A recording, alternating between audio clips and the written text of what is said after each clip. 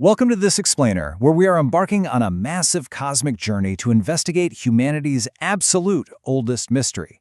Have you ever just stood outside, stared up at a clear, star-filled night sky, and felt that sheer, overwhelming sense of wonder? It's a totally natural human reaction when you're faced with the insane scale of the cosmos. Well, today, we're going to take that profound sense of wonder and we're grounding it in some absolutely incredible cutting-edge science. For literal thousands of years, we've looked up at the Milky Way and wondered this exact question. Are we alone? And today, there's actually one scientific field that is finally helping us search for the answer. Because this isn't just about philosophy or late-night stargazing anymore. We are actively moving from simply wondering if life exists out there to actually deploying the tools and the brilliant minds required to find out for sure. So let's dive right into this definition. Because the search for life isn't science fiction. It is a highly structured, multidisciplinary pursuit called astrobiology. And it is incredibly expansive. We aren't just looking for little green men in flying saucers. We are looking for the very mechanics of life itself.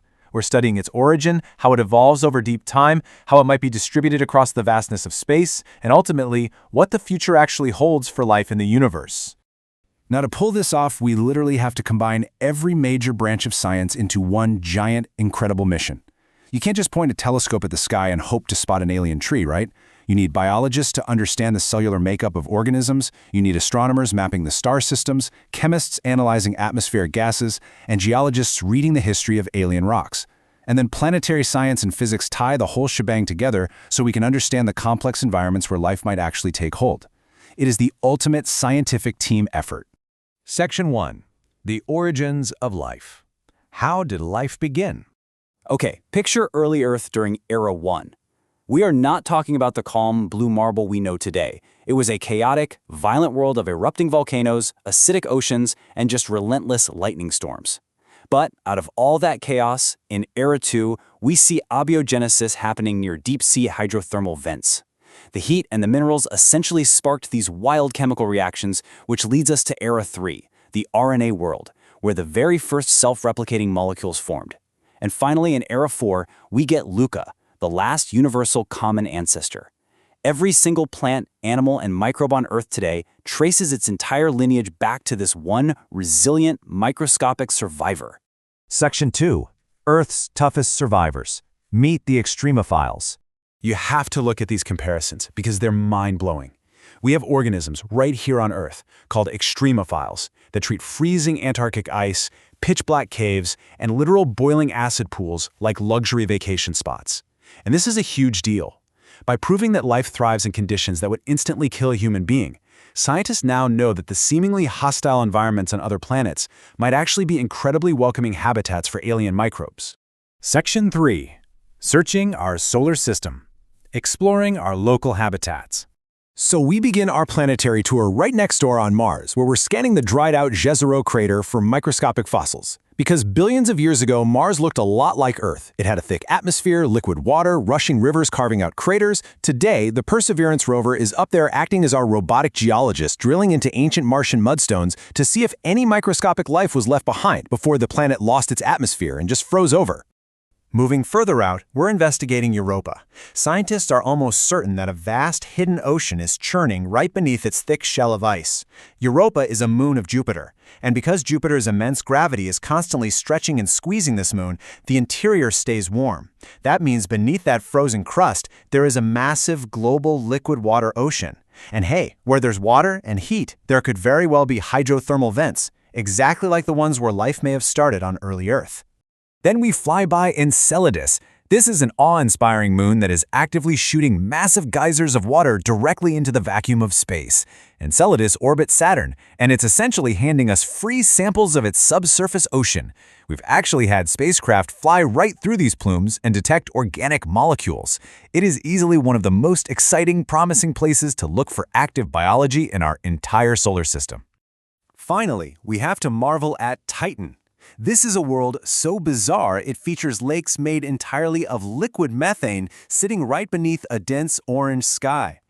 Titan is Saturn's largest moon, and it's literally the only other place in our solar system with liquid resting on its surface. But it's so incredibly cold there that regular water is frozen as solid as rock.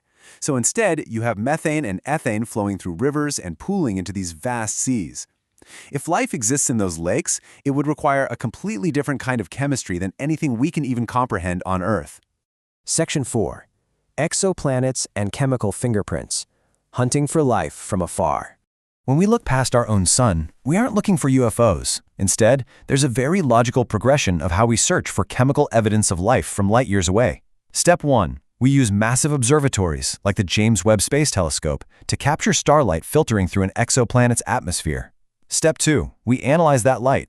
Different chemicals absorb different colors of light, which leaves behind these subtle, hidden fingerprints in the data. And finally, Step 3. Our scientists check those chemical fingerprints against known biosignatures to see if biological processes might be driving them. By analyzing these specific chemical fingerprints in distant atmospheres, scientists are basically hunting for the invisible breath of alien microbes. Now, finding water vapor is a great start, obviously, since it points to a habitable environment. But finding combinations of gases, like oxygen, methane, and carbon dioxide all together, that is where it gets really thrilling. See, on Earth, oxygen and methane react and destroy each other super quickly. So if we ever see them existing together in a distant atmosphere, it strongly suggests that something, perhaps life, is constantly pumping them back out. Section 5. The future of astrobiology. Upcoming missions. We are standing on the edge of a golden age of discovery. Projects like sending the Dragonfly rotorcraft to fly through Titan's skies that could completely transform our understanding of biology itself. Just think about how incredible that is. A nuclear-powered drone flying from dune to dune on an alien moon to sample its organic chemistry. Combine that with the Europa Clipper, which is going to perform dozens of close flybys to investigate that hidden ocean, plus the ongoing efforts to safely return pristine rock samples from Mars back to labs here on Earth. With future space telescopes peering even deeper into the cosmos, we are finally gathering the data required to crack this mystery once and for all. I want to wrap up this explainer with a pretty profound thought. Every new cosmic discovery is ultimately a mirror reflecting our own incredible existence. By looking outward, by studying those tough extremophiles, ancient craters, icy moons, and distant exoplanets, we are fundamentally trying to understand how precious and unique our own pale blue dot really is. The universe is incredibly vast, and we are just now beginning to properly look. The question is no longer just, are we alone? The real question is, what will it mean for humanity on the day we finally find out we aren't? Subscribe to the Astrobiology Lab. Join us as we explore life beyond Earth.